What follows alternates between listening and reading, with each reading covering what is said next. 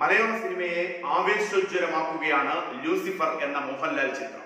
അത് മോഹൻലാൽ ചിത്രത്തോടൊപ്പം തന്നെ പൃഥ്വിരാജ് സുകുമാരൻ ചിത്രവും കൂടെയാണ്.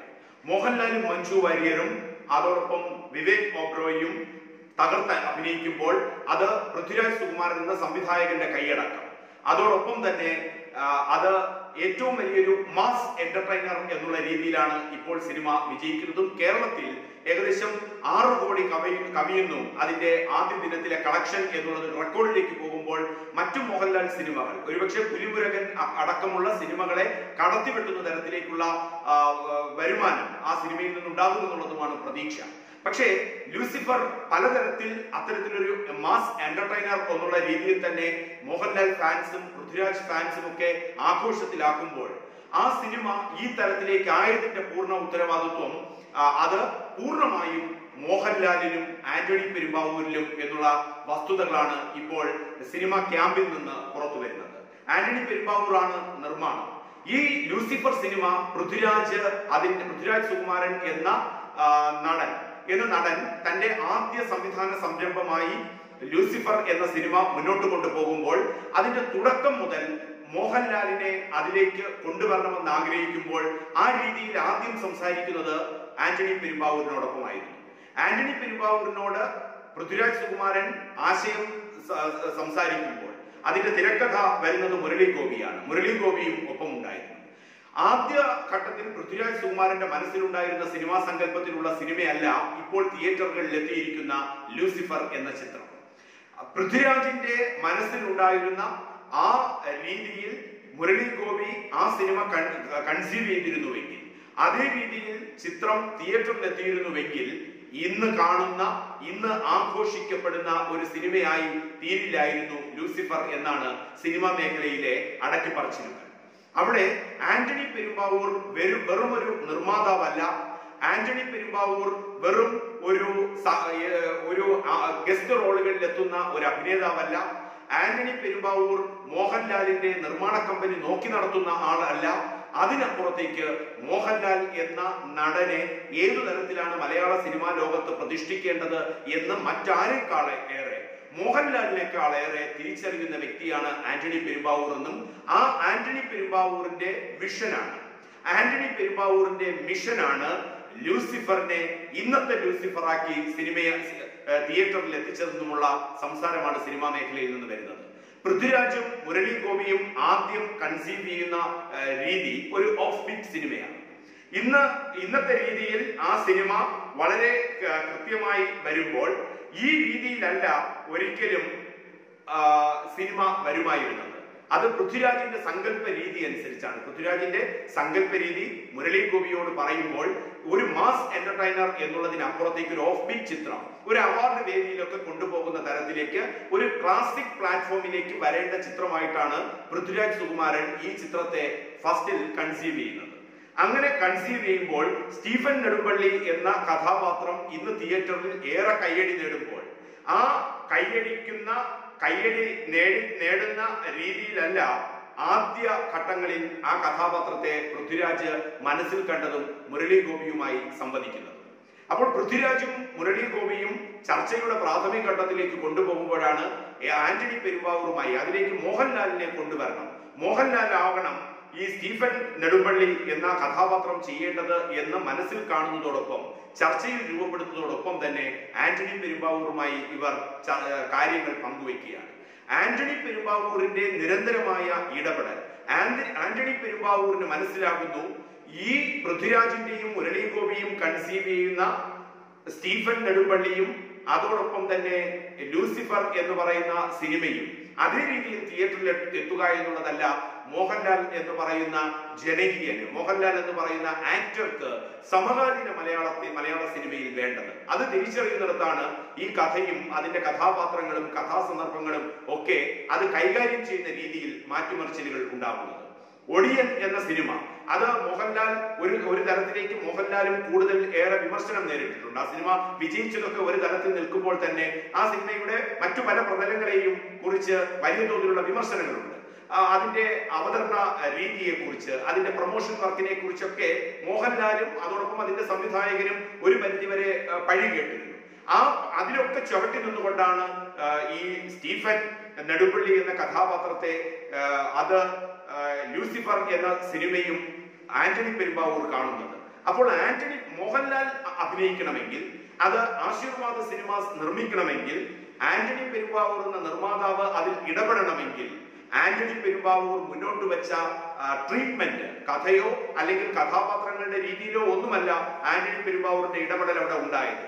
അതിന്റെ ട്രീറ്റ്മെന്റ് ബേസ് മാത്രമാണ്. ഒരു മാസ് എന്റർടൈനർ ആക്കുക, ഒരു പൊളിറ്റിക്കൽ ത്രില്ലർ ആക്കുക, ഒരു 100% മോഹൻലാൽ സിനിമയാക്കുക. അതാണ് ഈ നിമിഷം, ഈ സമയം മലയാള സിനിമയ്ക്ക് വേണ്ടത്, മോഹൻലാലിന് വേണ്ടത്, മോഹൻലാൽ ഫാൻസിന് വേണ്ടത് എന്ന ആന്റണി പെരുമ്പാവൂരിന്റെ തിരിച്ചറിവിൽ നിന്നുള്ള ഇടപെടലുകളാണ് ലൂസിഫർ എന്ന സിനിമയെ ആന്റണി പെരുമ്പാവൂരിന്റെ ഇടപെടലിലൂടെ സ്റ്റീഫൻ നെടുമ്പള്ളി എന്ന കഥാപാത്രം ഇന്നത്തെ കഥാപാത്രത്തിലെത്തി എന്നുള്ളത് സിനിമാ രംഗത്ത് ഇപ്പോൾ അടക്കിപ്പറിച്ചിലുകളായി വരുന്നു.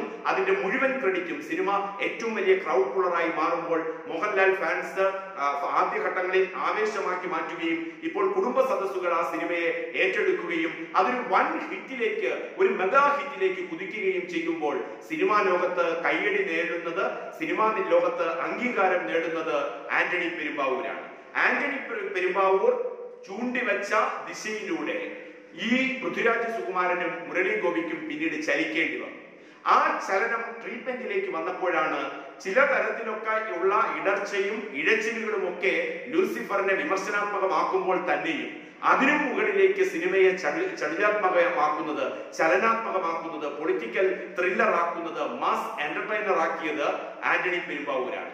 ആന്റണി പെരുമ്പാവൂർ നയിച്ച ദിശയിലൂടെ ലൂസിഫറിന് വഴിമാറേണ്ടി വന്നു, സ്റ്റീഫൻ നെടുമ്പള്ളി എന്ന കഥാപാത്രത്തിന് വഴിമാറേണ്ടി വന്നു, പൃഥ്വിരാജ് സുകുമാരന് വഴിമാറേണ്ടി വന്നു, മുരളി ഗോപിക്ക് വഴിമാറേണ്ടി വന്നു. ആന്റണി പെരുമ്പാവൂർ വളർത്തിയെടുത്ത ആ സിനിമയുടെ കഥാതന്തുവിനെ കൈകാര്യം ചെയ്യുന്ന രീതി, അത് മോഹൻലാൽ പൂർണ്ണമായും ഉൾക്കൊള്ളുകയും മോഹൻലാൽ പിന്തുണയ്ക്കുകയും ചെയ്തു. ആ രീതിയിലാണ് ഇന്നത്തെ സിനിമ രൂപപ്പെട്ടത്. അല്ലായിരുന്നുവെങ്കിൽ പൃഥ്വിരാജിന്റെ മനസ്സിലുണ്ടായിരുന്നത് ഒരു ക്ലാസിക് ഫോർമാറ്റ് ഓഫ് ബീറ്റ് സിനിമയാണ്, മുരളി ഗോപിയുടെ മനസ്സിലുണ്ടായിരുന്നതും ഒരു ക്ലാസിക് ഫോർമാറ്റ് ഓഫ് ബീറ്റ് സിനിമയാണ്. ആ ഒരു ഇന്റർനാഷണൽ ഫെസ്റ്റിവലിലൊക്കെ വിമർശകരുടെയും ആസ്വാദകരുടെയും ഒക്കെ ചർച്ചകൾക്ക് വിധേയമാവുക. അവിടെ ആന്റണി പെരുമ്പാവൂർ പറഞ്ഞത്, കൊച്ചിയിലെ കടലോരത്തും കോഴിക്കോട്ടെ കടലോരത്തും താടിയും മുടിയും നീട്ടി വളർത്തിയവർ സീനുകളെ കുറിച്ചും കഥാപാത്രങ്ങളെ കുറിച്ചും അന്തിച്ചർച്ച നടത്തുന്ന ഒരു സിനിമയല്ല ഇപ്പോൾ മോഹൻലാലിന് വേണ്ടത്. ഈ നിമിഷം മോഹൻലാലിന് വേണ്ടത്, ആശീർവാദ സിനിമാസിന് വേണ്ടത്.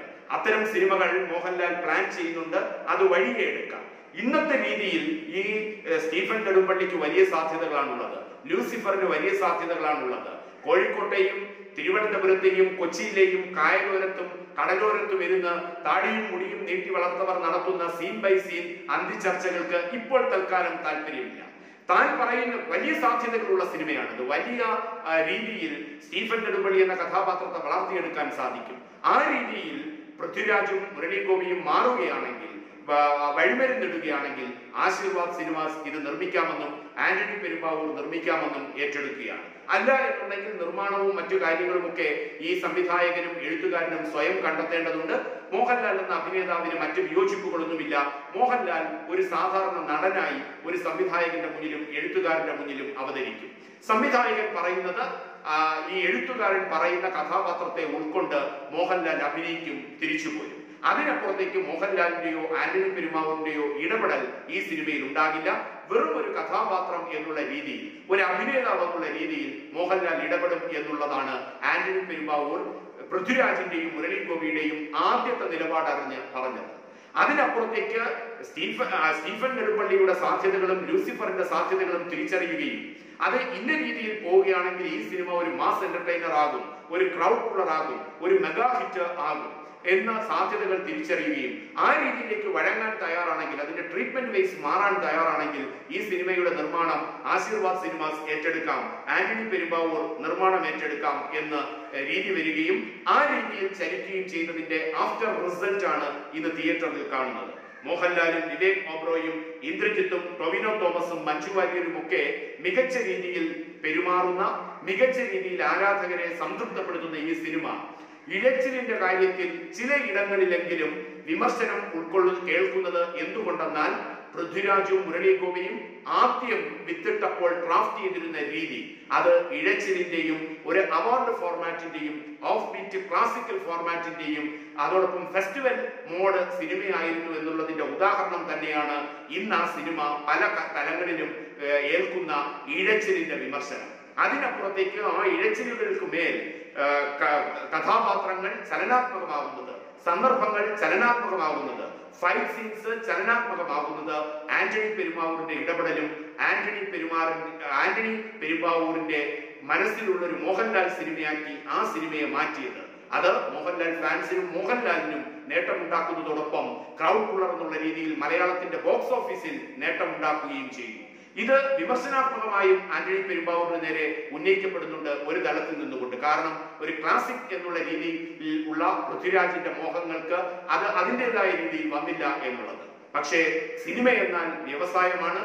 ആ വ്യവസായത്തിന് ബോക്സ് ഓഫീസിന് ഒരു ചലനമുണ്ടാക്കാനും ഒരു മെഗാ സൂപ്പർ ഹിറ്റിലേക്ക് ഈ ലൂസിഫർ പോകുമ്പോൾ സിനിമാ മേഖല ഉയർത്തെഴുന്നേൽക്കുന്നു എന്നുള്ളതും ആദ്യ ദിനം തന്നെ 6 കോടിയോളമുള്ള കളക്ഷൻ നേടി എന്നുള്ള അനൗദ്യോഗിക കണക്കുകൾ പുറത്തു വരുമ്പോൾ സിനിമാ വ്യവസായത്തെ ചലിപ്പിച്ചു എന്നുള്ളതും അതിന് കാരണക്കാരമായ ഒരു ട്രീറ്റ്മെന്റ് ലൂസിഫറിന് വരുത്തിയത് ആന്റണി പെരുമ്പാവൂർ ആണെന്നുമുള്ള കയ്യടി ബോക്സ് ഓഫീസ് സിനിമയെ ഇഷ്ടപ്പെടുന്ന മലയാള സിനിമ പ്രവർത്തകർക്കിടയിൽ നിന്നുണ്ടാകുന്നു എന്നുള്ളത് സിനിമയിലെ മറ്റൊരു ആഘോഷ മുഹൂർത്തമായി ഇപ്പോൾ കൊണ്ടാടുന്നു.